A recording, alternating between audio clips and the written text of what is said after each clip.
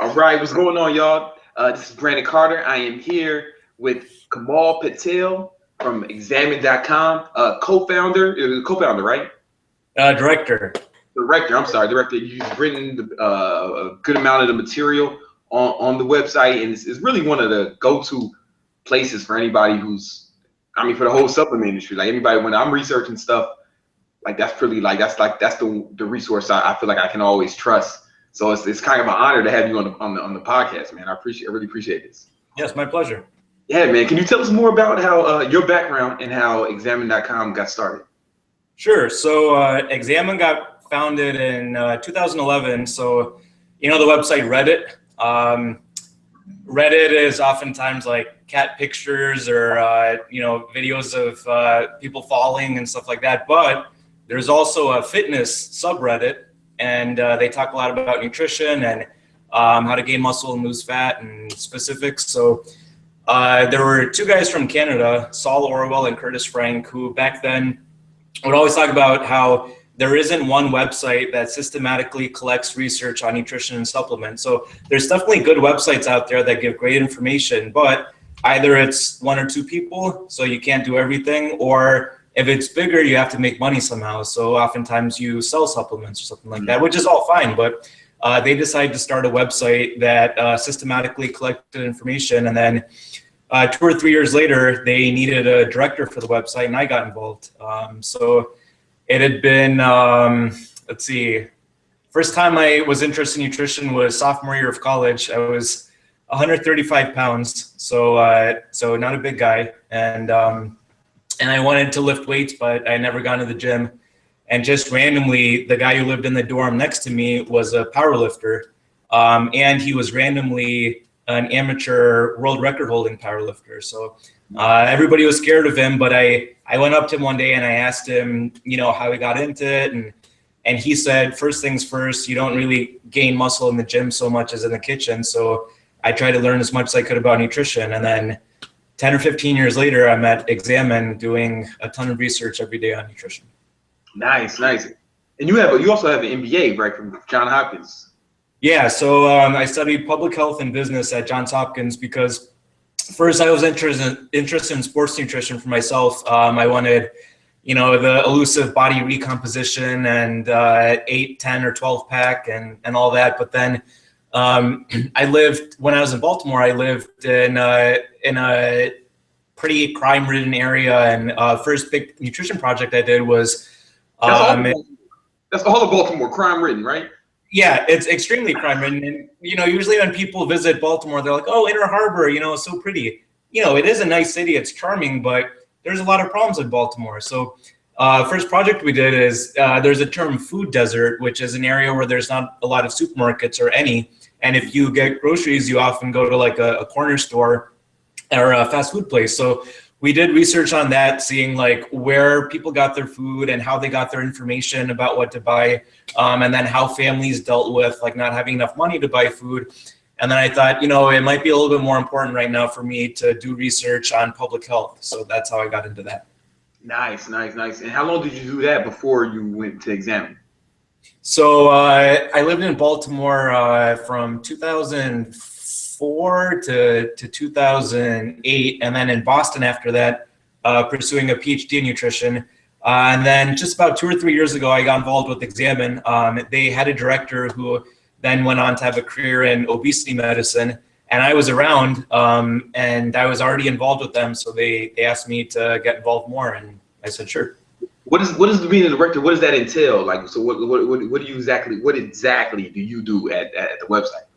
So the website is a bunch of free information on supplements and nutrition. So there's like our biggest supplement entry is creatine. It has 730 references or something like that, and then a human effect matrix, which shows only human studies, randomized controlled trials of how creatine affects different things, whether it's athletic focused things or depression or anything else like that. So what I do is I oversee that, but then I also, anytime we talk to healthcare organizations, anytime we release products, when we have complicated issues that need to be resolved, then I swoop in and I try to get other people involved too. So, one person can only know so much about nutrition. and I have my things I'm interested in. So you have to know who to ask. And, you know, as somebody who hosts a podcast and has a lot of different types of people on, you probably know, like, people know the craziest facts about different things. So yeah. I can't pretend that we know everything about nutrition. So that's why we try to get other people involved. I got you. Okay. Can we talk about creatine for a second?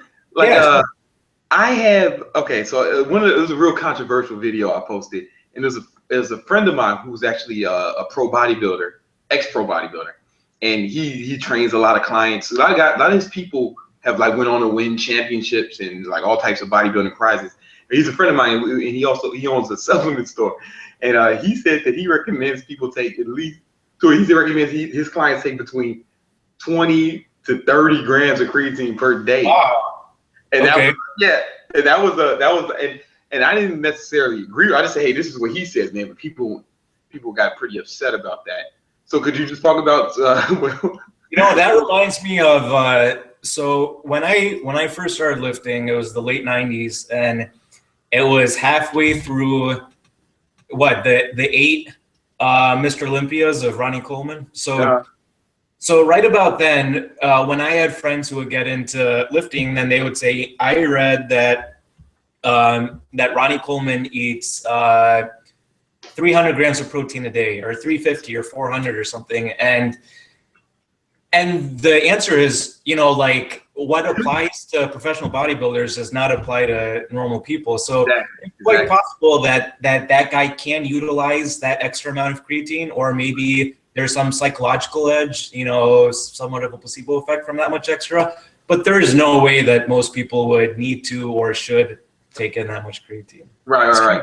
Yeah, I mean, like, it's like that guy's like almost 300 pounds, you know, and he's like, his body's under some different kind of strain than most people, you know, than the average consumer. So like, yeah, and he's probably working out a lot more. He's turning over glycogen a lot more. He's got more fluid and muscle. It's just, you know, he's more of like a bull than a human. So right. Yo, honestly, like, for real, like, anybody knows him. But what's funny about that is what I thought was interesting is everybody seemed to know, or pretended to know, or claimed to know the exact amount of creatine that each person should take. Is it different does it vary based on height, weight, performance, ability, or what you're putting on your body, what kind of strain you put on the body? Does it vary? Or should just everybody take 5 grams a day and that's it? Yeah, so it does differ, and like you said, almost everybody takes 5 grams, or you load with a higher dose, but there's a lot of different factors. So there's a surprising number of people that creatine has other effects for. So like mental effects, for example. At the one extreme is if you're vegan, creatine is somewhat more likely to make you more clear thinking because you're often lower in creatine. Sometimes people with depression are helped a little bit by creatine. So those people would probably have a little bit different dosage than normal people. Also, there's creatine non-responders. Sometimes creatine non-responders just need to take more creatine. Sometimes they need to stay with carbs or meals. And then there's people who, there's not a lot of studies done on when you stop taking in creatine, then how long does that creatine already in your body last? And then some creatine researchers, like we just interviewed one for our research digest a few months ago, he stops taking creatine every now and then, not because you stop producing creatine and it harms your body if you take it too often, but rather if you stop taking it for a week or two, the notice is not really, or you can't really notice a difference. If you load up with creatine, you're going to have a decent amount of creatine for at least a week or two. And some people don't notice any extra effects. So I'd say how big you are, what you're using creatine for, how you respond. There's a bunch of variables, and 5 grams is, you know, safe, but that doesn't apply to everybody. It almost seems like that was my problem with the response to that video. Not the fact that I was saying, hey, yeah, everyone should take 30 grams of creatine. No, I feel like I didn't like that people believe that they knew the exact amount for every human. And you know, and what's crazy is people's opinions become fact so easy. You know, if you have a guru who says something, then that can become fact without any evidence. What I like to say is, you know, if I'm writing a op-ed about something about the nutrition industry or supplement industry, then I always conclude it with, there was an old, I think, Jewish physician from 1,000 years ago, and he had a quote, teach thy tongue to say, I do not know, and thou shalt prosper. And that's the opposite of what people usually do, because they're like, hey, 30 grams, it worked for this guy, so it's got to be true. No, I mean, it's a lot more subtle than that.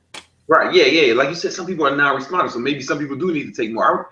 I remember when in the 90s, Bill Phillips, he was one of mine, like the guy I looked up to in the 90s, and he said, he said he just never stopped loading. He took 20 grams every day. Now, Bill Phillips, he owned a supplement company that introduced creatine in the market, so I took that with a grain of salt.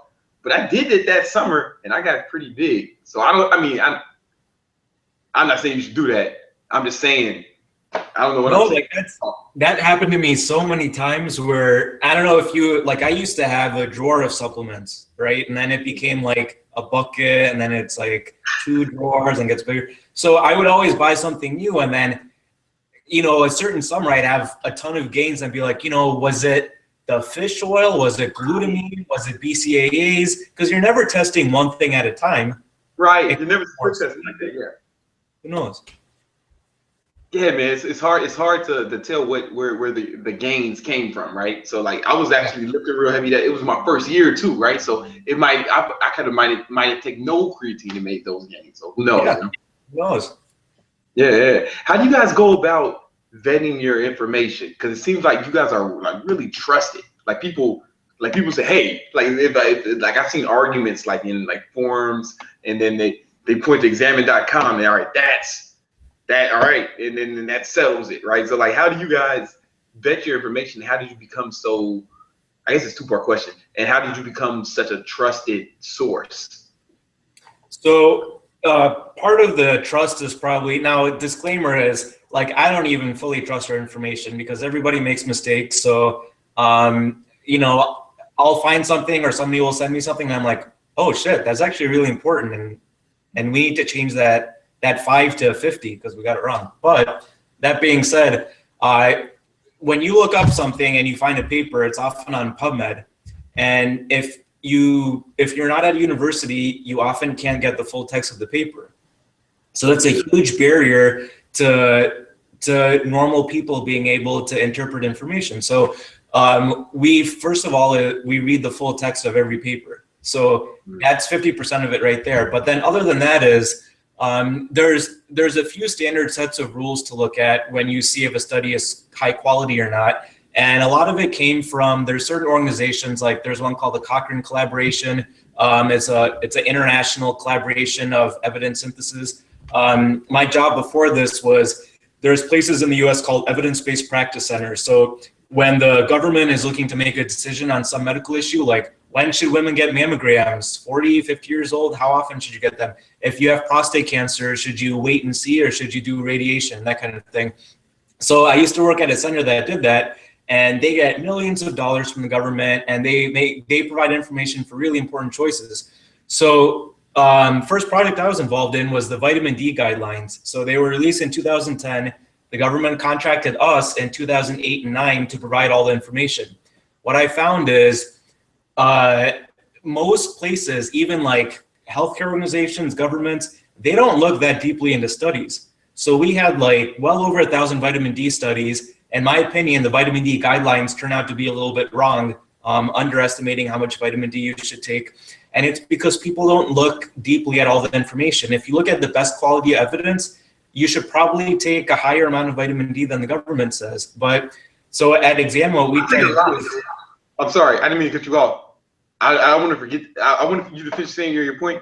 I'm sorry. I take a lot of vitamin D, and I want to talk about this. And I'll just finish this real quick. We never stop digging. Like we always have checks to go back to look at the next paper that came out or the next paper, because there's a thing that showed when you replicate randomized trials, often the results are different. So you can't just stop at one trial because it doesn't really say anything. You have to look at all the information. But back to vitamin D, you were saying, so you take a lot. Yeah, this is okay. So I've been reluctant to even say how much I take because I don't want to sound like my friend who said I don't want the same reaction. No, go ahead. Unless it's like 100,000 I use, or is it? It's a lot. It's a lot. it's a lot. It's a lot in the winter. Only in the winter though. In the winter. Yeah, that makes sense. It's I've taken that much before. I'll just say that. Okay. All right. No, I won't judge. Yeah, I mean, I've taken a lot, but I've read a lot about it, right? And I don't want to say how much because I don't want to. I'm not even recommending others do it. I'm not even making any recommendations, right? But in the winter, I take a lot. And last winter, I just felt so much better than previous winters where I got sick and I was going full speed.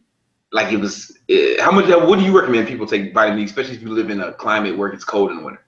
So I'd say during the winter, minimum is 1,000 IUs.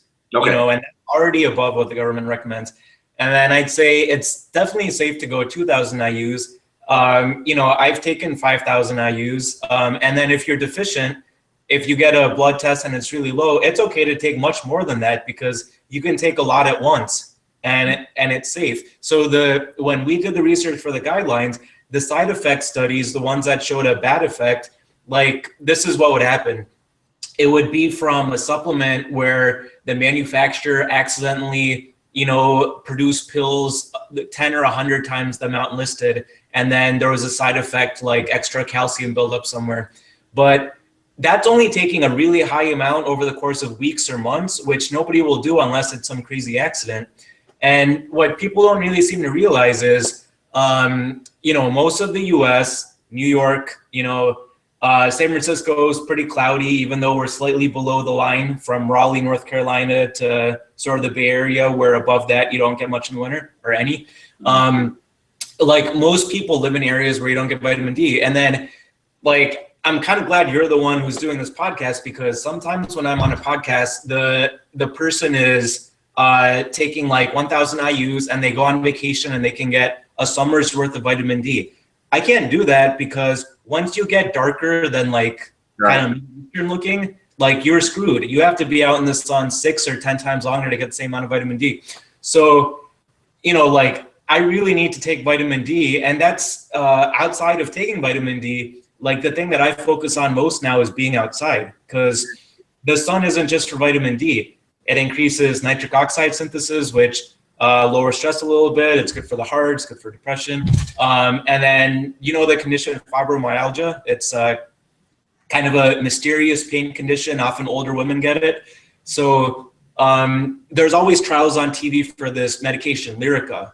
There's only a few medications for fibromyalgia, and most of them don't work very well at all. It turns out there's a pilot study that showed if you put women into a tanning bed, and you put some into a tanning bed that's normal and some into a tanning bed that has a little bit more UVB light, the ones in the UVB tanning bed have lower pain and depression from fibromyalgia.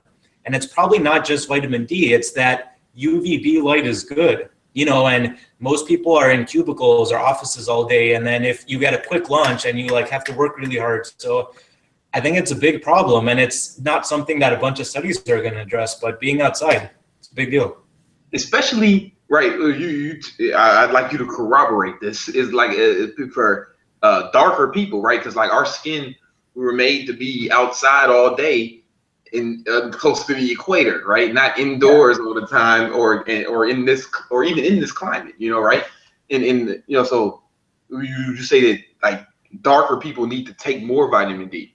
Yeah, so like I was talking to a friend of mine who is doing a PhD in genetics. And I asked her, you know, is there research on, like, am I worse at dealing with the cold because I came from the equator and my ancestors did too, or do I need different nutrients? There's very little research, and it's because I don't know if people don't care, if it doesn't seem to be a big issue, but it's a big issue for me because like in Boston, when I was doing my PhD there, somebody in our department got a big grant to see if anybody who's not white, any non-white children in Boston, if their health problems like asthma and stuff were linked to their vitamin D status, and preliminary results show that it is.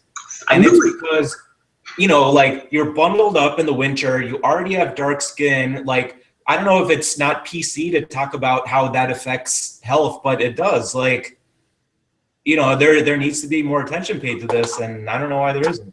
Our skin was made to be outside all day by the equator. You're not. Exactly. Like what I told my friend is, I was like, you know, maybe it doesn't sound PC, but we're people of the sun and you are people of the snow. So, you know, like I really don't like snow, and I'm not saying that everybody who's darker doesn't like snow, but I don't like snow. I'm okay with sun. I need more sun. You know, like let me take breaks outside. It's important. Exactly. And there's some research. That's why I take so much. I would take more vitamin D than a lot more than recommended. But I would take with vitamin K as well for that calcium to counteract the calcium. Yeah, exactly. So you're apparently up on all the fat soluble nutrients. So D and K, they're like peas and carrots. You gotta take them together.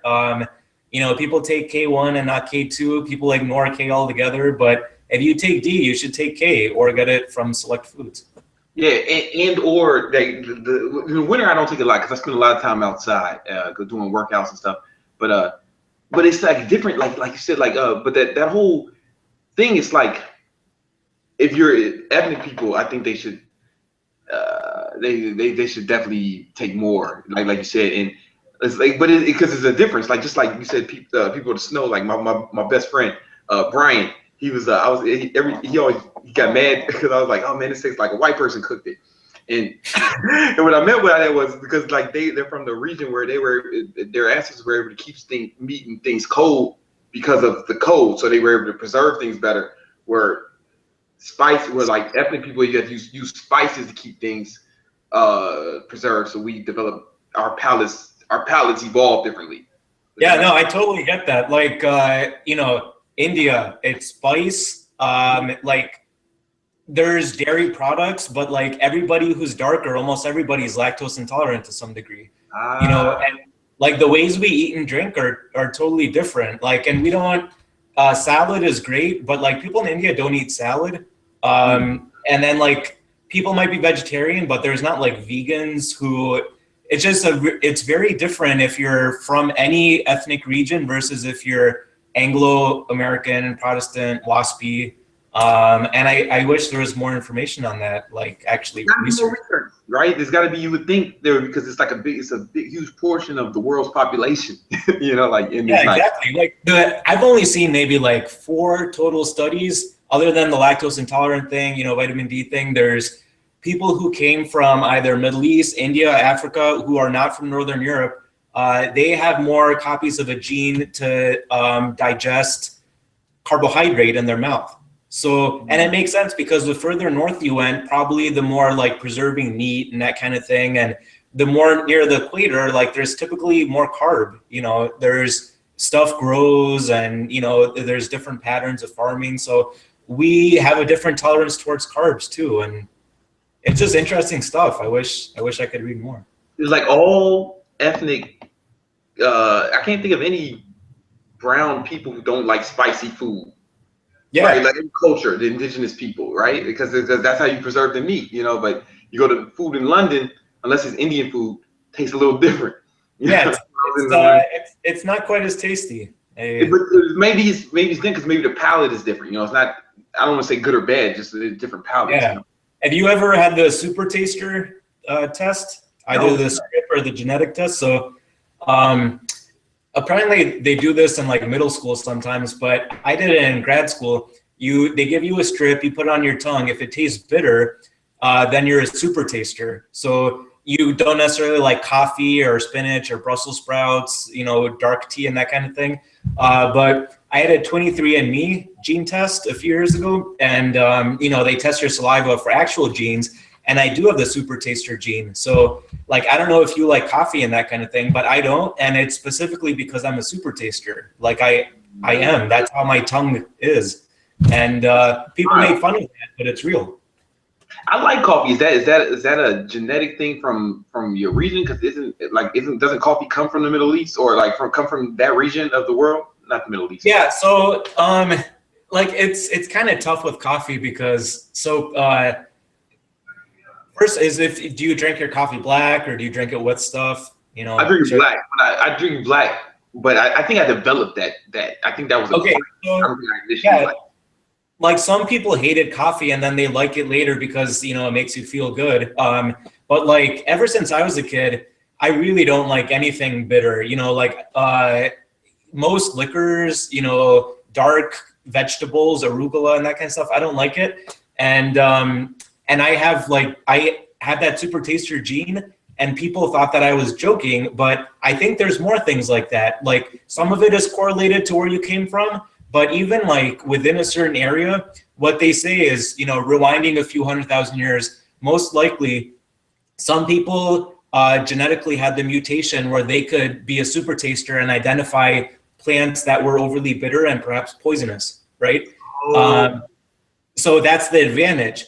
But the disadvantage is that you don't like the taste of certain things. So if there's a famine, then you might not feel like eating certain things that you have to eat in order to get calories. So it's always, you know, two sides to every story. And who knows? Because again, not a ton of research on that. Yeah. What supplements do you think are the best? I know we're because you probably get questions like that all the time. I mean, it's the most important question. So, like, you know, we already went over creatine. Not a lot of dangers to creatine. Only thing that ever comes up is, oh, was it? I'm sorry, creatine. I did read a study recently that said is linked to the chances of prostate cancer are higher.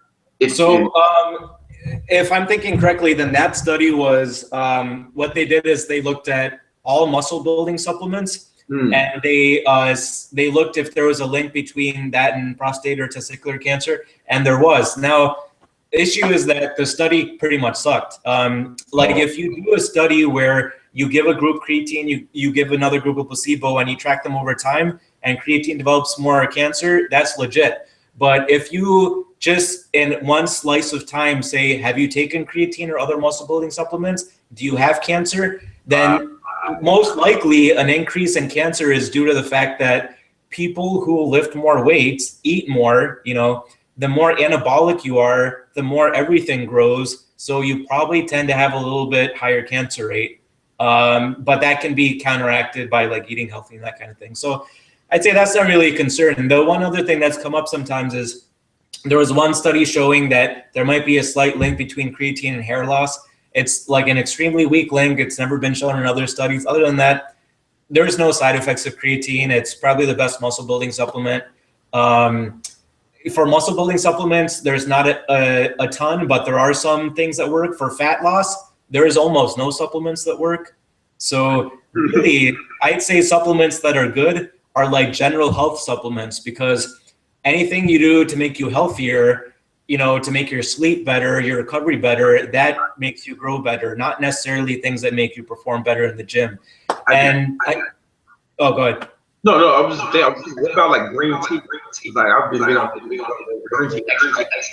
So green tea is super interesting because that's one thing that is linked to fat loss, but like we were just talking about with different people, it's highly individual. So some people get no effect, some people get more effect. Usually people with more body fat get more effect. There's some very preliminary evidence that if you take too much green tea extract, that could affect your thyroid. But in general, I'd say green tea is extremely healthy, extremely proven, because for thousands of years, Asian people have drank lots of green tea.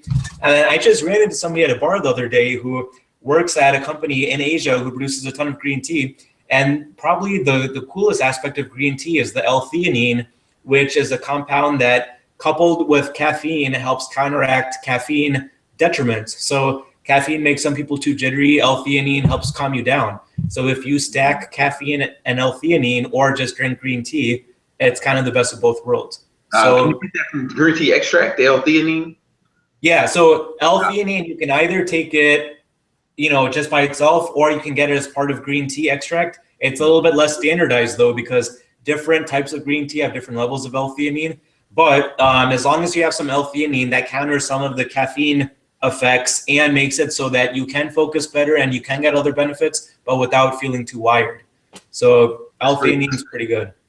Cool. I'm sorry. Go. What? You said stuff to make you sleep better. I like melatonin. Do you think that is a safe supplement? Is it healthy? Yeah. I think melatonin's fairly safe.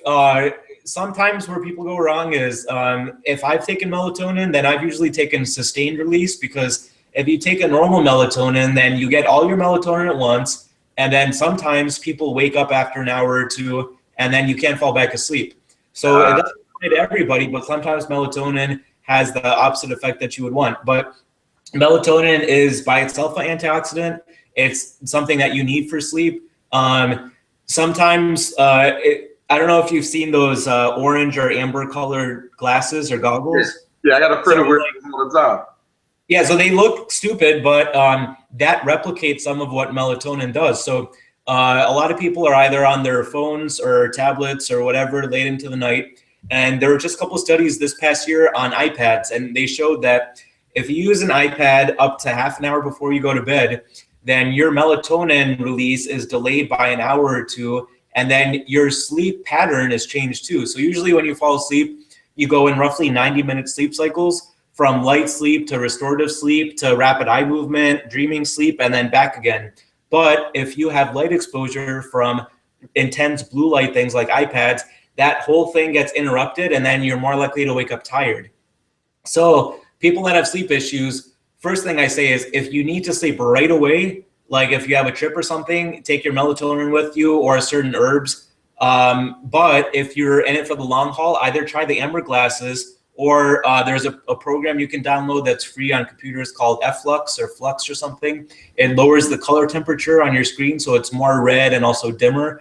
If you combine some things like that, then often you just naturally get sleepier, and then the sleep problems correct themselves. The glasses really work? Oh yeah, they work. They definitely work. It just, problems are, it makes you look stupid. If you already wear glasses, you have to get big enough glasses to fit over them. And then you have to get used to it, because it might be a little bit jarring to wear at first, but usually they work. All right, so but is melatonin safe? Because my friend, he was wearing the glasses, trying to tell me that melatonin was bad for you because you'll stop producing it. And I'm like, well, I don't need to produce it because I'm fucking taking it, right? But he thought that. So theoretically, everything you take can suppress your endogenous production. Like creatine, you can lower your own production by a little bit. Same with melatonin, but it's not permanent. You know, you'd have to take melatonin every day for a real long time for that to happen. It's almost completely safe to take melatonin. Only issues are if you're taking melatonin every day for years, then you might want to reconsider, because you have a deeper issue than melatonin can correct. So would it be something that you if somebody is let's just say there was a guy who took melatonin every day in fairly high doses for years. should he take a break and maybe get the glasses? Like, I would try the glasses, but just because like personally, like I like trying new things all the time, and I take breaks from everything, supplements or diets or whatever. But taking melatonin for a year in fairly high doses probably won't hurt you. So I think it's safe. It's just probably a good idea to take a break from anything, because there can only be so much research on any one topic. So there's not going to be a ton of research on taking melatonin at a given dose over the course of a year, and then what happens after that. So it's always safe to take breaks. How about like, so we got creatine, melatonin, maybe for to sleep better, maybe sometimes, maybe, and green tea or green tea extract. What about other stuff like other our BCAAs? You find those effective? Maybe like other amino acids, citrulline, beta-alanine. Are these stuff worth taking? So doing just quick hits on all those. I'd say that BCAAs for most people is kind of a waste unless you're training fasted. I train fasted almost every day. Okay, so for people like you, BCAAs are great. And I've taken BCAAs for up to like a year or two straight with workouts, because I also used to train fasted. Citrulline, anything else that works into the nitric oxide pathway, a little bit of a waste, only because that pathway is fairly tightly regulated, and the best way to boost nitric oxide is by beets or kale or green leafies. Extra benefit to that is, other than working much better than citrulline, like benefits of more vegetables. Sounds cliche, but it's extremely beneficial. So if you have a Vitamix, which is on the super expensive end, or a Magic Bullet or whatever, which is on the cheaper end, I have a NutriBullet. NutriBullet, yeah, like perfect for a kale or beet smoothie or something before working out. And then yeah, so 45 minutes before working out, you can substantially boost nitric oxide levels by making a beet shake or a kale shake or something like that. Even mixing in your BCAAs to mask the taste a little bit, that definitely will help. And the heart health benefit is the half-life of nitric oxide boosters, natural ones like kale and whatnot, it lasts for a few hours. So if you eat dark leafy green or beets or whatever 2 or 3 times a day, then you're covering most of your hours as far as heart protection, the effects of nitric oxide. And over the course of years, as you get to your 40s, 50s, 60s, you'll look back and thank yourself for, taking that shake to boost your routine of green leafies. So I think it's a no-brainer. Anything that hits both general health and exercise should be a given. And another thing that fits into that is like magnesium. So multivitamins often have magnesium oxide, which is very poorly absorbed, less than 10%, sometimes gives gastric upset issues. So magnesium chelate, magnesium citrate, Natural Calm, or I shouldn't mention any brands because we tend to not mention anything, but before sleep, it can help sleep issues. General promotes relaxation, so people are a little bit too high strung. Magnesium is a no-brainer. It's also a cofactor for a lot of reactions in the body. Other than that, I'd say, what's that? Like can you take it, did you get enough in a ZMA form? Yeah, you can definitely get enough in a ZMA form. Crazy thing about ZMA is the second supplement I ever took, and I don't know if it applies to everybody, but the weird dreams, it's definitely something that happened with me. So I stopped taking ZMA after a couple months, but separately I took magnesium and zinc. I don't think you need to take zinc before sleep. Magnesium is something that for some people helps before sleep. Zinc is something that if you eat a lot of meat, you probably don't have to take. If you're vegetarian, it might be a good idea to take. Zinc and magnesium also go with copper. So most people don't supplement copper, but copper is good for heart health and then balances out with other magnesium sort of minerals because they compete for absorption. So if you take a lot of zinc, then you might have low copper levels, and copper is linked to heart health. Minerals are more important than most people might think. So the easy way to think about it is we drink tap water. Tap water doesn't have minerals usually unless you live in certain places. Like some places in Texas have harder tap water that has magnesium and calcium, but most water doesn't, most tap water. Most people aren't rich enough to drink San Pellegrino or whatever every day. So the issue is that we're not getting water with minerals. Either you supplement with a bunch of minerals or you find some other way to get your minerals, like taking mineral baths. One way to get around that is taking a trace mineral extract. You don't have to do anything specifically, but just think about your mineral intake. Plug it into some website, see what your diet is with respect to minerals, and then do some research. Minerals are more important than people make them out to be. Everybody's focused, especially a lot of people going to examine are probably more concerned with macronutrients, but you think yeah, exactly. Like micro. People pick apart protein levels like to no end. Should I take 30 grams protein, 40 grams, 30 grams 3 times a day? Like, who cares? Okay, it is important. It's really important. Protein means like primary importance or whatever. But as long as you're eating a normal diet, and most lifters will get plenty of protein, where the low-hanging fruit is to make gains is sleep, stress management, fat-soluble vitamins, and recovery. Those are really big things, not protein levels. Yeah. How much sleep you recommend? Because people always flip out at me because I always recommend 8 to 9 hours, and I try to get at 9 hours a night, but people spaz every time I say that. What do you? I think you're spot on. So, there's on the devil's advocate side, there's studies that say that if you look at how long people sleep in general, if you split it up into less than 7 hours, 7 to 8 hours, and more than 8 hours, or like 9 hours, that the 7 hours is optimal. And if you get below or above that, people die more. I think that research is flawed, because anytime you look at just correlation studies like that, you have to wonder, what is it about those people that makes them live longer or not? And I think if you sleep a ton, either, you know, you like to sleep, you're recovering from working out, or you're sick, you're depressed, you get a lot of sleep that way. People who sleep 7 hours, often they're like calculating that. They're like a little bit more well off. They're trying to optimize their sleep. So it's nothing to do with the sleep itself, probably. It's just who those people are. What I think is that, you know, if you go camping, if you fall asleep at a normal hour and you wake up and you sleep 9 hours, you should probably sleep 9 hours in a normal day, because that's what your body would naturally do.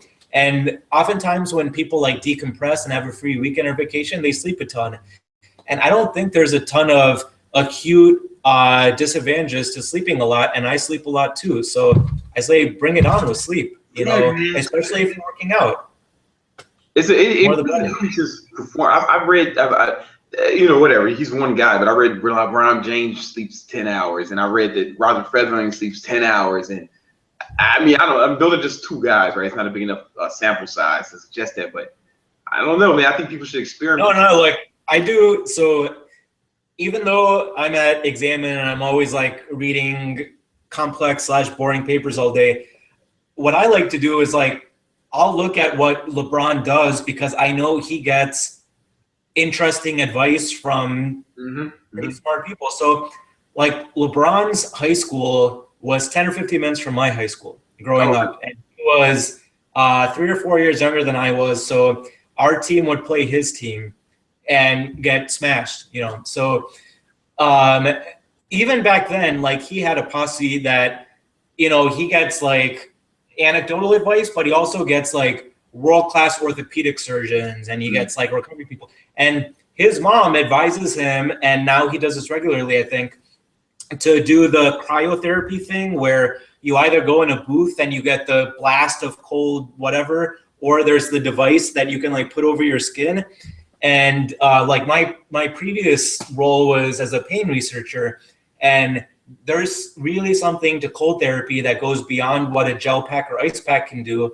And I think that's really onto something, because most high-level athletes will take ice baths, you know, and there's a lot to colder heat, and most normal people aren't exposed to that kind of thing. And an ice bath feels really terrible, but I think it's got benefits that haven't fully been explored yet. So LeBron's definitely on this stuff. I did cryotherapy once with a friend of mine in California, Owen, and but that was cool. But I used to do ice baths before, and it was awful. But I remember I used to train a guy who played for the Lions, and the Detroit Lions. He was telling me that Megatron and all those guys, like the top guys, they would do those ice baths like regularly after practice. Do you know of any, like, especially with your background in pain research, do you know of any like real benefits to ice baths and stuff? Yeah, so the immediate benefit that's outside of science is that anything you do to distract yourself from pain or while you're recovering is good, whether it's ice or heat. But for ice baths, what's super interesting to me is, so there's two things. One is that outside of recovery, you know, the whole brown fat thing, like brown fat. Yeah. I know where you're going. Yeah. So it turns out that if you live in a 72-degree like room temperature environment, you burn less fat than somebody who's at 66 degrees. And sometimes like people will go outside in the cold, or they'll wear like cold stuff like ice packs on their body. That actually does work. But it works because of brown fat. It turns some white fat into brown fat, or it creates brown fat, or beige fat, which is in between, which burns calories. But beside that, there's a reaction you get to being exposed to cold. It's a very visceral reaction. Like even if you splash cold water on your face, or if you take a cold shower, and it involves a bunch of complicated pathways, but it takes you out of your norm. Like usually people are at a comfortable level in their life, even if they're working out and then when they're recovering. But there's a term hormesis, which is basically how exercise works. So, you know, exercise is putting a stress on your body, a small stress, and then you adapt and you become stronger. A cold shower is very similar. You take a cold shower not because you want to, you take an ice bath not because you want to, but because it makes you stronger. So things like that make you stronger. And I think that's especially important if you're a high level athlete. And it helps recovery, muscle recovery. Like not a ton of things help delayed onset muscle soreness, DOMS, but ice baths I think do, contrast baths, contrast showers do. And another cool thing is that there's a receptor on the skin that responds to things that feel cold, even if it's not ice. So like menthol rubs, you know, like what is Shaq advertised for? He's always pumping the icy hot. Yeah, the icy hot. Yeah, icy hot. So like he's always you know, with Kenny and Ernie and stuff, he's always like, you know, put some icy hot on that, EJ, you know. So the thing is, I think that does work because it affects those receptors that respond to things that feel cold. And if you put a ton of menthol or if you take ice baths, over time, I think it might even have a cumulative effect. And I'm not saying like take an ice bath just because you feel sore. I'm saying if you do triathlons, if you work out really hard, like if you're benching over 300 regularly, if you're doing multi-joint movements, like try that kind of stuff. It might really help. You know, and it's like, and just cold just decreases any inflammation that you have. So like when I had like some pretty bad like bicep sprain, and I was deadlifting, I did something on my lower back. You know, I was doing, you know, whatever, bad form or whatever, something. And the ice baths helped with that. But I've also read a lot of research that sometimes I work out in the cold when I'm outside in the cold because the brown fat and just what the red, you know, that your body will burn like way more calories in the cold because you're trying to struggling to stay at 98 degrees. So you burn more calories in cold weather. Can you corroborate? Can you just tell me I'm right if I am? That is totally right. So like so on the one extreme, you're like outside in the snow pulling a sled with weights. That's the one extreme. On the other extreme is people will like drink ice cold water. Okay, so the sled outside extreme, that works. The water one doesn't. I think the calculation was like a glass of ice cold water, a tall glass, burns like 7 or 8 calories, and it doesn't make you feel good because it's super cold and you'd have to drink a lot to do anything. But you can burn. So at some point I made a spreadsheet and I did all my own calculations. If you do an ice bath for 45 minutes, you burn something like 140 extra calories than your resting metabolic rate, which is actually quite a bit because you're not doing anything. That's like running a mile. Was it? It's like running a mile for a lot of people. Exactly, yeah.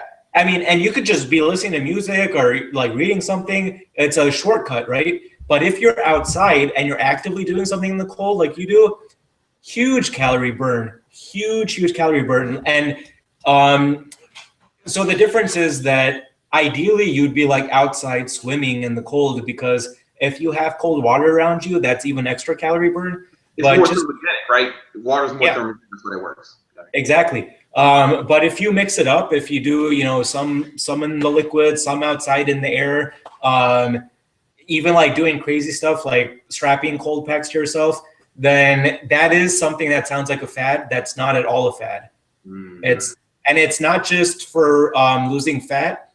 There are potential health benefits. It's just that, you know, you can't be sure if the health benefits will apply to you or not, but it doesn't hurt. And I think there's something to be said for putting yourself through discomfort because it jolts your body out of the norm. So try new stuff.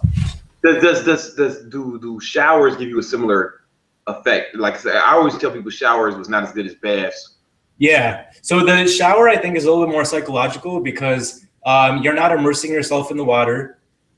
You can't put ice in the water droplets in a shower, but contrast showers for recovery, I don't know, like contrast baths don't have strong evidence, but contrast showers I think are fairly cool because they're quick.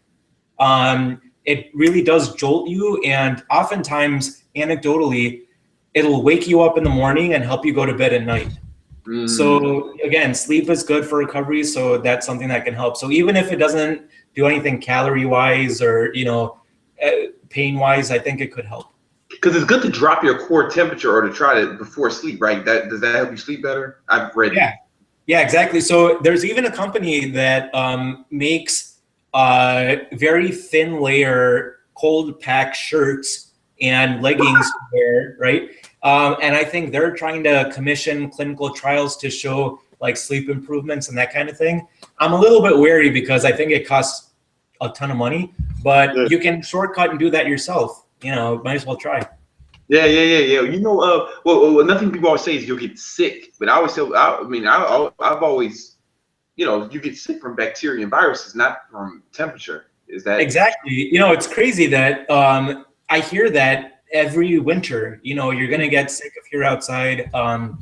Like my mom knows I'm in nutrition research. She'll not only send me things saying like, "Oh, white bread is bad," or you know, make sure to get vitamin D when like I was part of the team that provided evidence for vitamin D, but she'll be like, you know, don't go outside without wearing a scarf or something. You're not going to get a cold being outside alone. There's like no germs floating around there. So yeah, it's about germs and bacteria, not about temperature. I mean, but maybe now here's the thing: do more people get sick in the winter because of lack of vitamin D and not the temperature?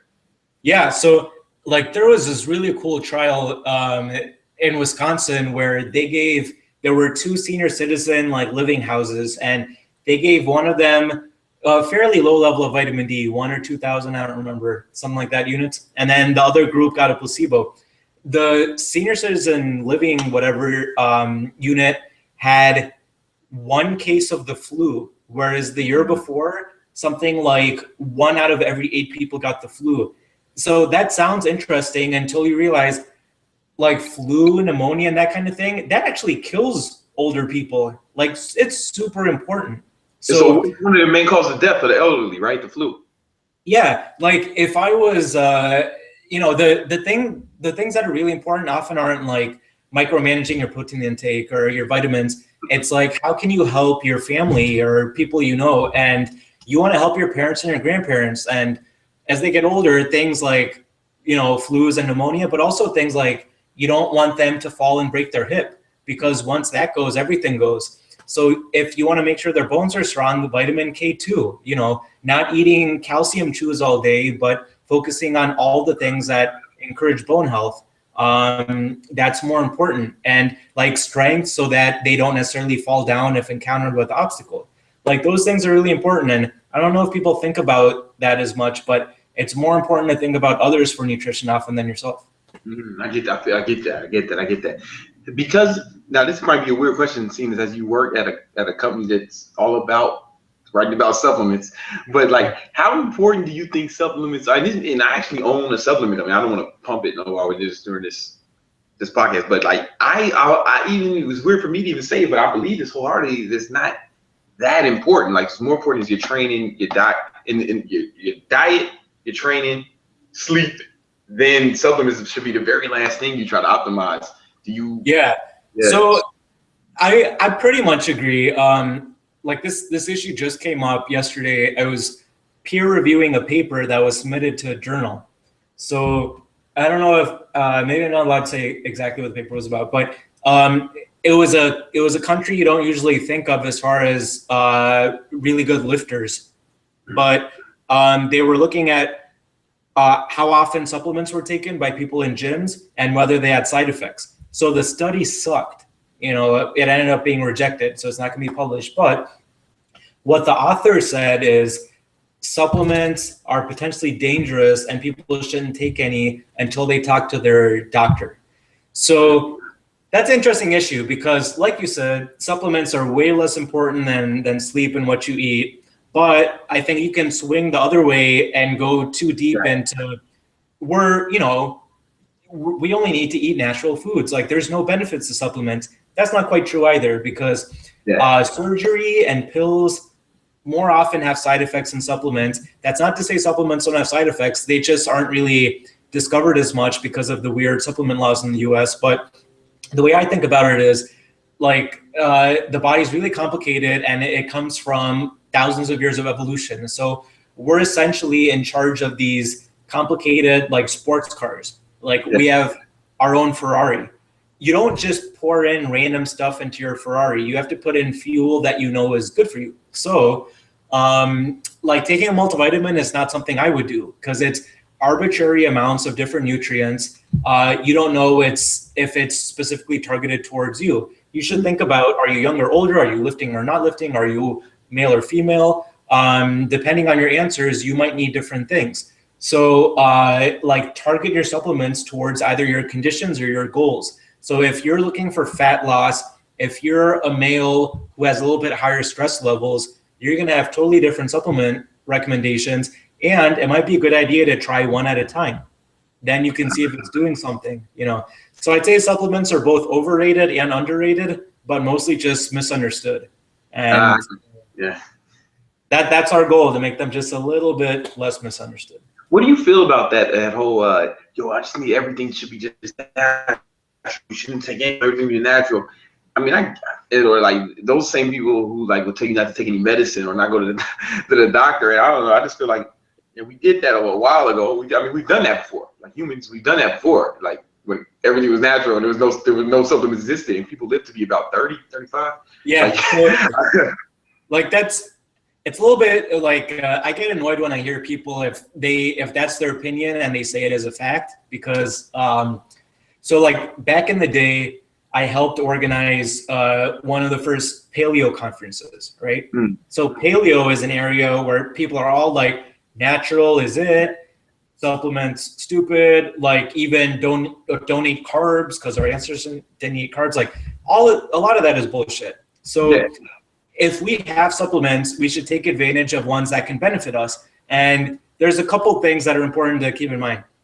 Like even if you might not need supplements, most of us have gone 20, 30, 40 years without optimal health. Like few people have zero health issues.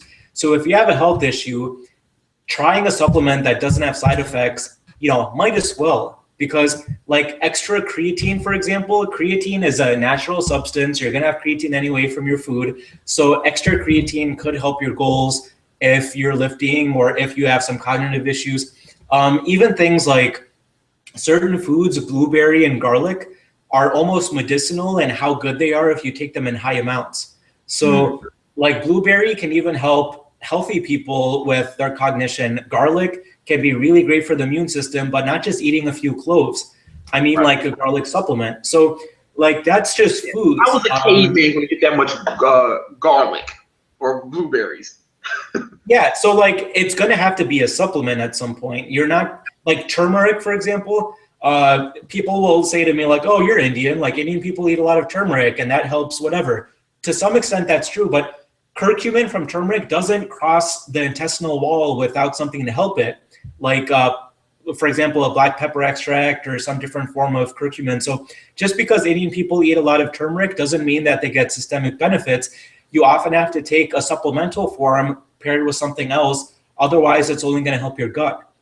So supplements can help, you know, like it's the same way as if you think, oh, I broke my arm. I shouldn't have a knowledgeable doctor set it into place. I should just let it heal on its own. No, that's dumb. Arms heal naturally, man. It's natural. It's natural. It's like, you know, don't worry about it. Oh, you have a bacterial infection in your blood? Like, you know, your blood will just correct that right up, you know, no issues. So you got to think in terms of, again, what do I not know? If you think natural is the only way, then you're saying that you've read all the papers that have ever been done. You haven't. So yeah, issue with my main issue is that's like that's the assumption that like the world was meant for the benefit of humans, right? Like that's not accurate. Like an apple grows an apple tree not so we have apples, but because that's the best environment for the apple seed. It has nothing to do with us. I gotta say that's deep, but it's totally true, because like back in the day, so whatever's natural is good is not true, mostly because, so do you ever watch those shows like survival shows on TV? Yeah, that's natural. So that's and so I've been watching a lot of those shows in the past year. It gets really addictive, and what you see sometimes is somebody will see a plant and they'll eat it. And then over the course of a day or two, what seemed like a totally natural, nutritious thing gives them some weird, like crazy reaction. Their lips blowed up or they get, I don't know what, and they have to leave the challenge. Natural is not necessarily good. It just so happens that, like you said, Like the apples we eat now have been bred so that they're big and juicy and sugary. And there are sweet fruits in nature, but there aren't fruits and vegetables like we see. It's only because the plants that we encounter in the grocery store have been bred. The meats that we encounter are, you know, not gangrenous and infected. They're muscle meats. They're not even like organ meats and bones and stuff like that. So we have very limited exposure to nature. If you actually get into nature, nature is trying to kill you. It's trying to kill you. It's trying to kill you. That's what people don't understand. Think everything is just like, it's just kumbaya, like everything was just made for humans. And maybe that's a religious thing because, you know, the book of Genesis, right? But it's not the case.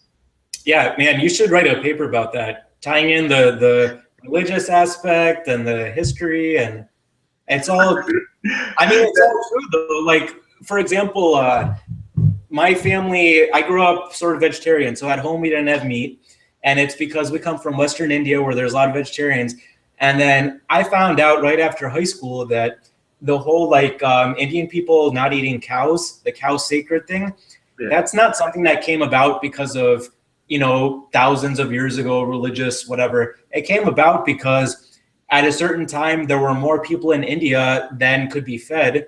And it turned out that sort of telling people that cows were sacred made it so that you don't kill a cow and eat its meat, but you use it for dairy and work and other stuff. And you eventually produce more, because an animal can often produce more value through nutrition and other stuff than killing it right away and eating it. So cows being sacred didn't come from some god, it came from society. And I think that happens a lot, like not to diss other religions and stuff, but society and religion comes up with a lot of dietary practices. But if you start the whole thing from scratch, it's not going to be natural as good. It's not going to be like don't eat pork or fish or stuff. It's going to be a different set of rules. And come on, you're saying you mean to tell me that a government or society told people tried to use a religion to influence them? Is that what you're trying to say? No way. You know, believe it or not, you know, it's call me a nutter, but it's like you don't have to be that perceptive to see. Like when you look at the I don't want to diss the dietary guidelines too much, but when you look at papers that are used for evidence for the dietary guidelines, like it just came out in the upcoming guidelines that cholesterol from food is no longer an issue. But for the last 20 years, you know, stemming back to, I remember seeing on the Cosby Show, you know, I don't want to bring up Cosby because, you know, but stemming from the Cosby Show, when I was a little kid, Bill Cosby was eating a cold cut sandwich, and then Felicia Rashad said, you know, you can't eat that, cholesterol. People knew back then, researchers knew that cholesterol from food is not the same as cholesterol in your body, but it took 25 years for it to make it to the guidelines. So the government is so far behind, and you got to wonder why. Like different industries have lots of money interested and invested in their own results. So you really have to be your own advocate, or else you're going to fall prey to what other people, religions, governments say. Come on, I was telling people that they should eat the yolk in eggs and eat more because dietary cholesterol wasn't bad for you. I mean, didn't cause. It was based on that that research was moot. It was obsolete, right? Obsolete, and I've been telling people that, and you need cholesterol to produce testosterone, right? Can you just tell everybody that was right real quick? Yeah, super right. Like not just with cholesterol, but with saturated fat too. So saturated fat is not healthy in any amount. So don't just eat sticks of butter. But like there was just a big trial, very rigorous, well-controlled trial that showed that eggs actually had a net positive effect on cholesterol, on HDL, LDL, and that kind of thing. And then also your internal cholesterol, like eating eggs. Yeah, compared with eating no eggs. And that was with eating between 6 and 12 eggs a week, which is actually a decent amount of eggs. Plus, it made the people happier with their eating decisions. So, you know, the more satisfied you are with what you're eating, the lower chance that you're going to like splurge on, you know, Whoppers and Snickers and stuff, because you're eating natural foods that taste good. The egg white tastes like nothing. Correct. Egg yolk tastes awesome. That's why French cooking uses egg yolks a lot, because it's great. Like, we were just in France a few months ago, and the food, like, I was talking to somebody there and they were like, oh, you're in nutrition? Like, what does that mean? Because they're like, why do you need people to research nutrition? You just eat food that tastes good. Eat the yolk, eat fatty cuts of meat, eat duck fat, fried vegetables. Like, it's all good. As long as you're eating fairly normal foods, plants and animals, you're going to be fairly healthy.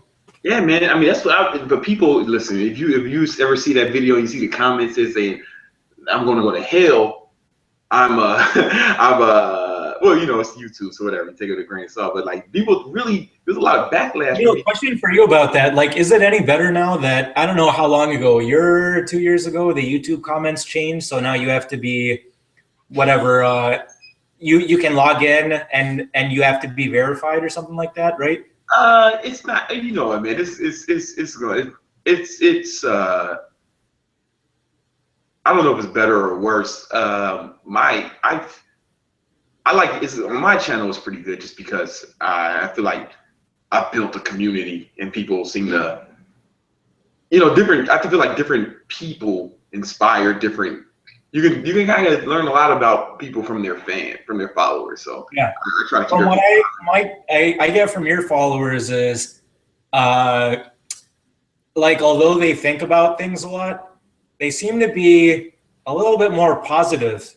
Yeah. In most communities, is that? Oh yeah, I've noticed that because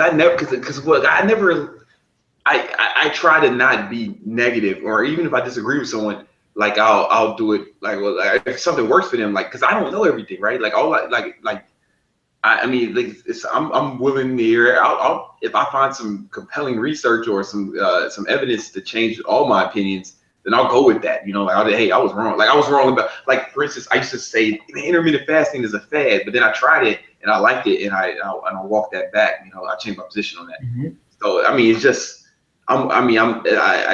I try to be positive, and I think that's reflected in my fans. I like to believe that, Which is actually, I think, pretty rare, because like a lot of YouTube channels, and not everyone, but oftentimes it's like, look at us, we're so smart, like, we're criticizing other people's, they're just putting out stupid shit. But it takes a lot of wherewithal to say you were wrong on something. And oh, well, thank you. Yeah, and I'm probably gonna be wrong about some more stuff, Yeah, like that's my favorite thing. Like, it's a few years ago, one summer I was working at an obesity clinic, and they had a really cool program where half an hour was group meditation to try to become more aware of your own thoughts.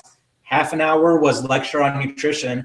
Half an hour was mindful eating, so that you ate and you thought about what you're eating, and then group exercise before that. So what was cool about that is, like, you would really get down deep into what people were thinking. Like, I was talking to this one person who weighed something like 320 pounds, and they're talking about peanut butter. And I don't know, like, what your thoughts on peanut butter are. I can't believe it's something that has, like, crazy thoughts, but a lot of people are for or against peanut butter. I've read stuff. I don't have a real. I can't make. I can't really make a distinction either way, because I've read both. A lot of it. Yeah. I read it's awesome as well. So, like, same with me. I went through a phase where I didn't eat any peanut butter, partially because I was like learning about paleo, 10 years ago or so, and then I was like, I love peanut butter, I'm gonna eat it, just because people didn't eat peanuts a lot before doesn't matter. And then after that, I was like, oh, there's high levels of aflatoxins in peanuts, so I won't eat it. But then I read something that showed that in most natural major brands, there's not a lot of aflatoxins. So then I was working at the obesity clinic, and somebody was like, my weakness is peanut butter, and I know it has a lot of calories, but I'll just eat it by the spoonful when I get stressed out, because at least it's not sugary. They said, what's your view on that? So I told them my view, on the one hand this, on the other hand that. They didn't like it. they were like, no, I just want to know whether I should eat peanut butter or not. Yeah. You know, like, can you give me a straight answer? I don't actually know the answer because peanuts are legumes, because they might or might not have certain toxins, because, you know, they have certain anti-nutrients or nutrients.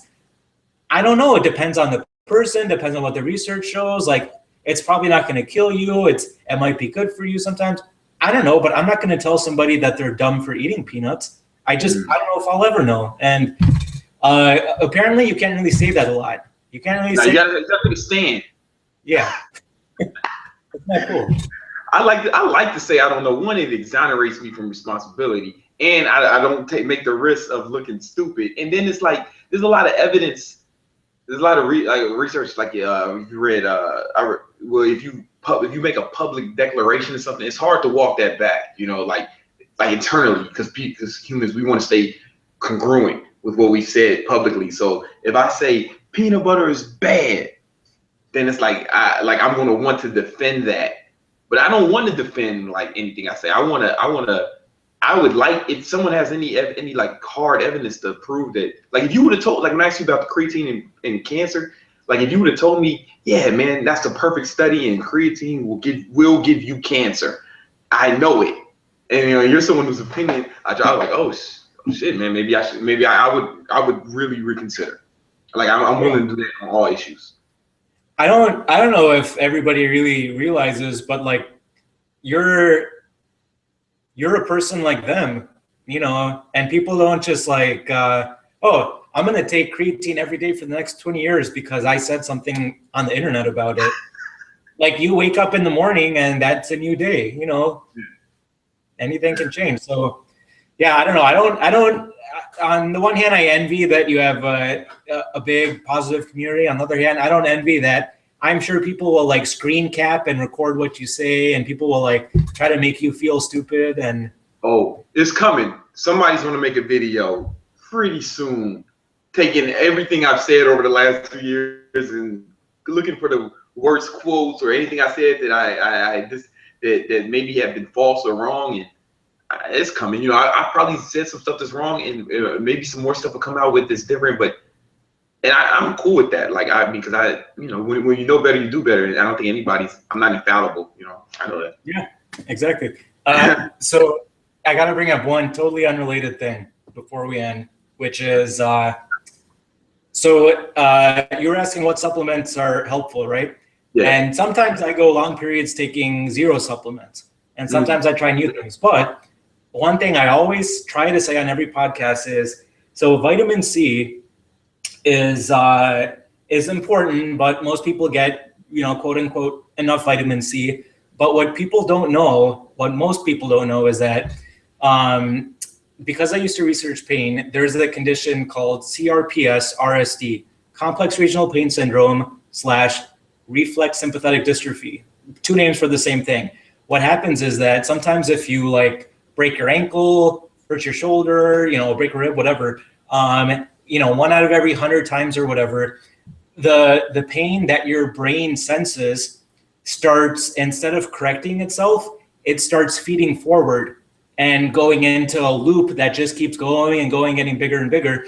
And what happens is, like, if you break your ankle, like your calf might start getting swollen and black and blue, and then it might start hurting real bad. Once it progresses a lot, sometimes people who have that go outside and even like, you know, a gust of air hurts their face. So the pain is really bad. On the official pain scale used in research, the McGill Pain Index, giving birth on a scale of 1 to 50 is like a 25 or something. And the average pain for this condition is like a 40, 41. It's like quite high. So you ever watch the show House? House and Blue? So like House's thing is that he's a curmudgeon. People don't like him because he's in a really bad mood because he has leg pain. So in one episode, he gets shot by a patient who disagrees with him. They put him in a coma when they're getting the bullet out or whatever. And his boss / ex-lover or something like that decides to put him in a ketamine coma. Ketamine is sometimes used recreationally, but it's also an essential drug in the World Health Organization list of essential drugs because it's an anesthetic. The thing is, it puts you into hallucinogenic comas.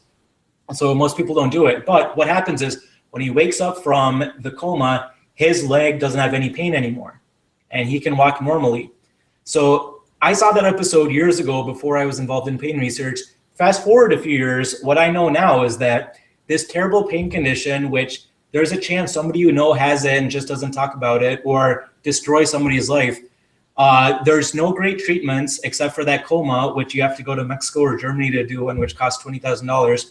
So you really want to prevent it. The only way to prevent it is taking vitamin C, 500 milligrams a day for at least 30 days after your injury. You have to do it because chances are you won't get this pain condition, but most people I know have hurt something or twisted something, and the pain has gotten worse. The next step from getting worse is getting really worse and making you disabled. And to stop that, take vitamin C every day for 30 days. There's pretty good evidence for it. Nothing else helps. There's some mixed evidence, but I'd say since vitamin C doesn't hurt you, just do it. 500 milligrams a day, 30 days. If you get hurt, take it. Because it also helps collagen reformation and stuff, so might as well. How many milligrams? 500 milligrams, at least 500 days after injury. Yep. All right. Oh, one more thing. I know you. I don't want to keep you too long. I know you're a busy man. You got creatine articles to write. How many? Are there any supplements that help with cognitive functions? Like my friend was giving me. I don't have. Damn, it's not next to me, but he gave me some stuff. He told me, but anything to help. I'm always looking like some for that edge, man. I'm always looking for that limitless pill. Is there anything that can help with that? So like sometimes limitless is my wallpaper on my computer because I'm always like, I should be like Bradley Cooper, I need to wake up and then life happens. But I actually do think it's worth trying different supplements for cognition. The thing is, it's so highly individual that no one thing, it's not like creatine where if you take it, there's 50% or more chance it's going to help you. It's like, A, different things help different people. B, oftentimes you need to stack different things. So like the well-known things that help cognition are like caffeine and actually nicotine, like nicotine patches.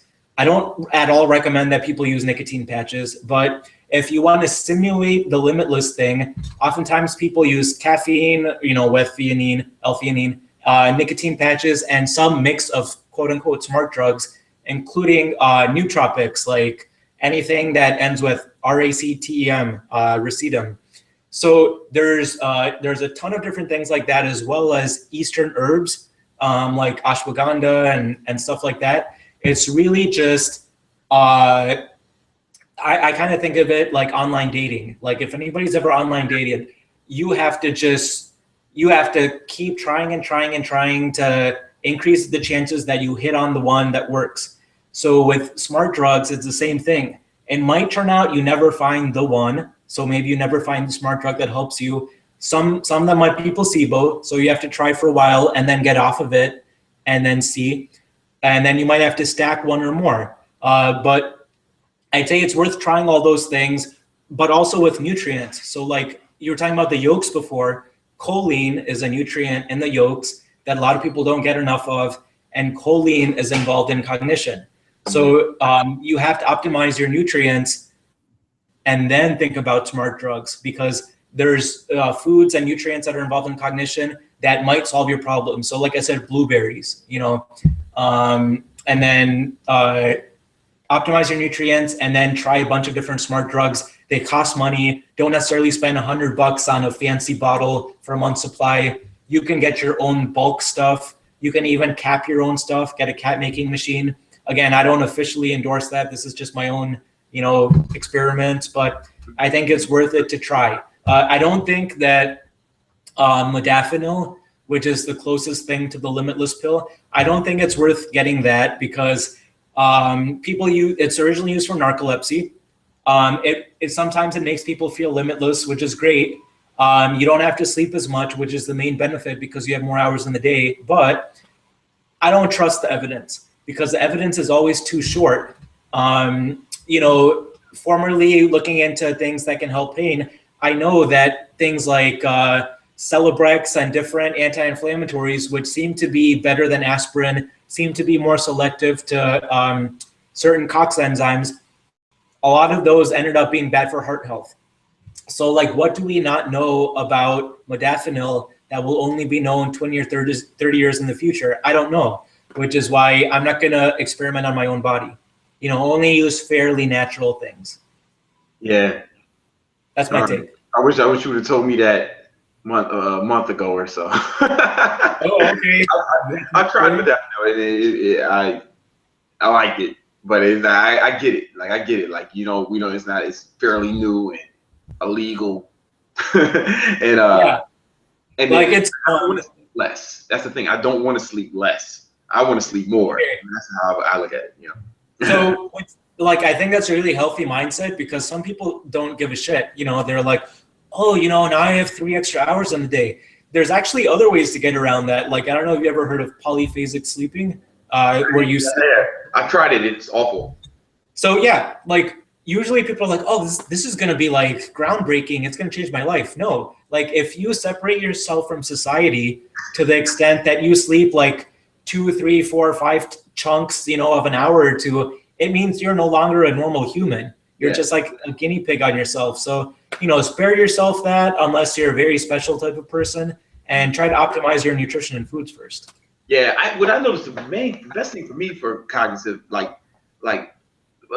okay, I've taken Adderall before and that helped, but it's like, you know, I don't know if you want to take it. I didn't want to take amphetamines anymore. Yeah. You know, that makes sense. I didn't want to take amphetamines, and I mean, it worked, but then modafinil, I really like it, but I kind of reserve that for emergencies, right? But what I try to do, what helps me the most, is just getting more sleep. I feel like I get more work done and I work better. Yeah, you know, so I've tried all that, modafinil, Adderall, and everything. The one thing other than sleep, which like I forget about most of the year, and then one day all of a sudden I'm like, I should try this again, is this sounds really obsessive compulsive, but you know, especially somebody like you who probably interacts with a lot of people, there's a lot of emailing, right? And you like protect your inbox to some extent, but there's a lot of emails going on. There's an inclination to check your email a lot, whether it's on your phone or computer. I got to think that over time, our brain wiring really changes because of that. Like ooh, I should check this, or oh, I need to check that, or oh, this, I don't feel like doing this. Let me just check that website real quick. If you go even like 2 or 3 days not doing that, like checking your Google Chrome history, you know, going line by line of the websites you visited and analyzing that for me is like a much stronger effect even than modafinil. Like, I don't want to do it, so I'm not going to do it every day. And modafinil actually does have a big benefit for most people, me included. But like the internet habits, that is crazy effective. It just takes so much legwork that, you know, I'm not going to do it today, but someday. Yeah, no, that's good. That's a good tip. You know what? I think just distractions in general. Like, I try to keep my phone off until noon. Like, it's just on airplane. That's what helped me the most. Like, cause like you said, distractions. Like, I can just plow through work until noon, and then I'll let the rest of the world contact me then. Like people wonder, like, you know, how do you get work done, or how do you do this, or how do you do that? If you rewind 20, 30, 40 years, people got work done because there were no smartphones, you know, there were no websites. They had to sit and write stuff. So like, it's a huge catch-22 because we've got the internet, which has unlimited amounts of information, but it's also unlimited distraction. So, you know.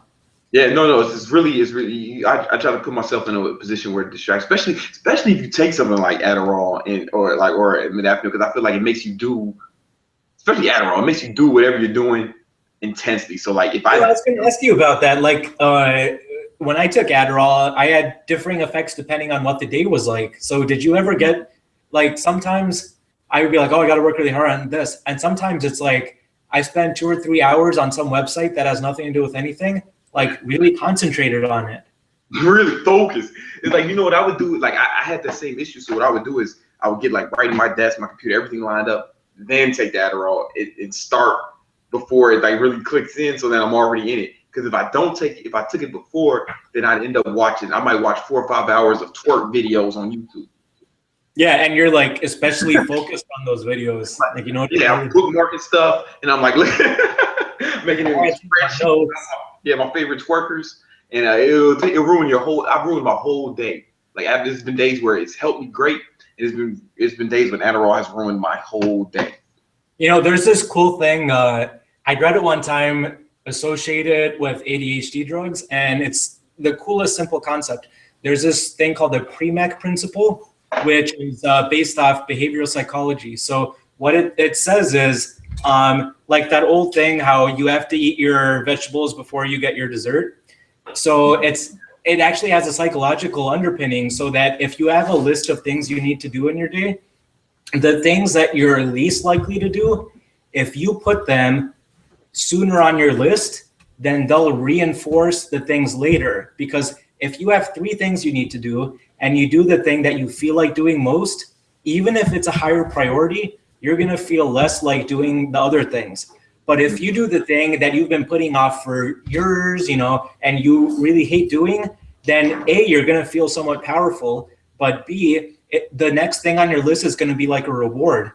And I've read that like nicotine, part of the reason that it works is that if you wear a nicotine patch or if you chew a nicotine gummy or whatever, then part of the way it works is that it's positive reinforcement. While you're chewing the thing that you're doing, the task you're doing, it becomes more hardwired into your system. So you're more incentivized to do that.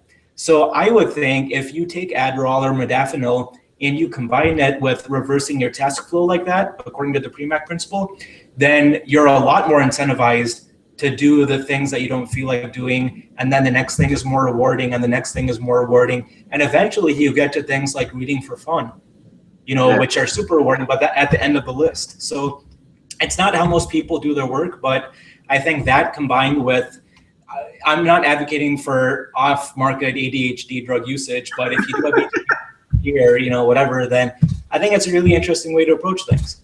Yeah, you know, that's I've read. I always it was somebody, I think it was Brian Tracy or something, said do the worst first, or he had a book called Frog, and you know whatever, and that's kind of like how I try to structure things. Like I probably the biggest worst stuff I try to knock out, and then we go through the day. Like even my team, like they're in the other room, we have a chart of what everybody's supposed to do for the day, and I make sure that the worst, awful, I know what people want to do least, and so we order it in that point. I try to do that for myself too. Otherwise, I really just want to get out the way because it's going to bother me if it's on that list all day and I have to look at it. Like there's, you know, people always say there's 2 types of people, this kind and this kind. But I really do think there's 2 types of people. There's the ones who are like, I need to just get this out of the way so I don't think about it or it doesn't bother me. And then there's the people who delay things for years because they never want to get around to it.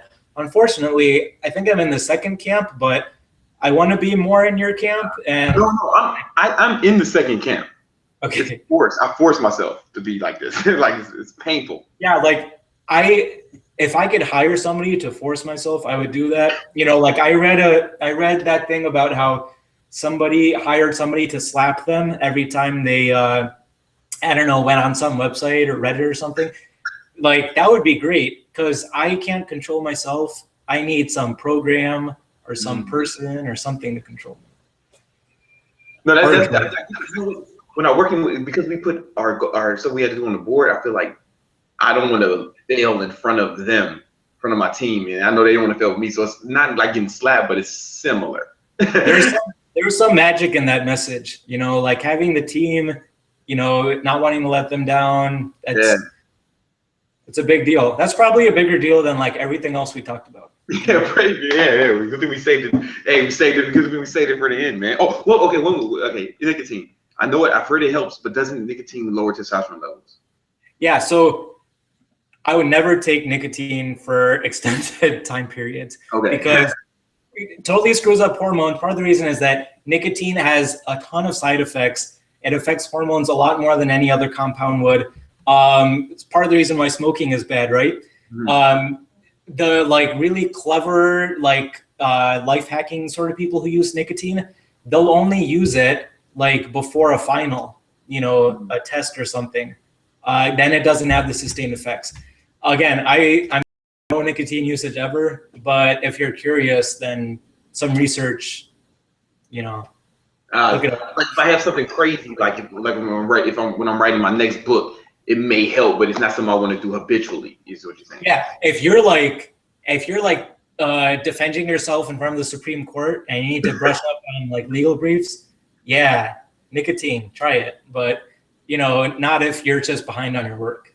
Right, because every once in a while, because I probably smoke a cigar every now and then, not even every week, like not even every other week, probably like 1 or 2 a month. Is that I feel like it's not so bad. So technically, that's actually sort of perfect because just like caffeine, nicotine is something that has little to no effect if you do it habitually. So like you can lose some fat through caffeine, but not if you drink coffee every day. Nicotine can help mental focus in some people, but not if you smoke every day. So you really have to take those breaks. Because okay, yeah, and then it's addictive. It's like it's highly addictive. Both. Yeah, exactly. Exactly. It's like the most addictive thing ever. So. Yeah, I used to smoke cigarettes for over 10 years, and I quit wow, okay. Only like a year and a half, 2 years ago. Wow, congrats. Yeah. I mean, I know that's hard. That sounds really hard. I don't think I was gonna get cancer though. Okay.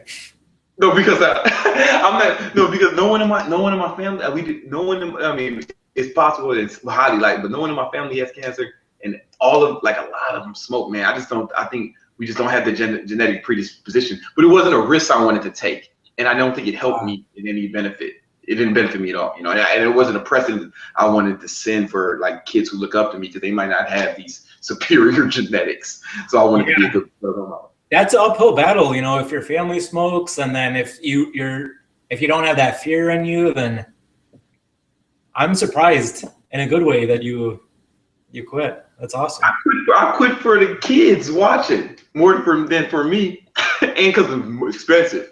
And it probably didn't help me. It didn't help me like athletically. Like I probably have more. My cardio is a lot better now. Yeah, smoking's not probably something you want to do to boost the best thing. It's just not the best thing for. I wasn't optimal. I wasn't at optimal levels. Yeah. Yep. All right, man. Well, yo, this has been fascinating, man. Like this has been one of my. I think, for me, this is been one of my best hangout podcasts. And yeah, man, I really appreciate it. I hope we can do this again sometime, man.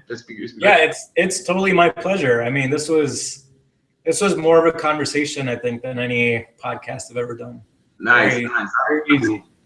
Thanks, Joe. So do you have any? I know we said examine.com a million times, but do you have any other ways you would like people? Anything else people want to check out of yours? Yeah, just go to examine.com. You can contact us or me directly. I read and respond to every email. If you go to our Facebook page, then we always post new stuff, and I try to be on there a lot. We have a few different products. One that most of your audience might be most interested in is the Research Digest. So we take 8 of the most important studies every month, and we rip them apart, and we see how it applies to everybody. And we always take suggestions. So add us on Facebook. Add me on Facebook, talk to us, and we'll try to learn more together. Sounds great, man. Thank you so much for your time. Yeah, no problem. Yo.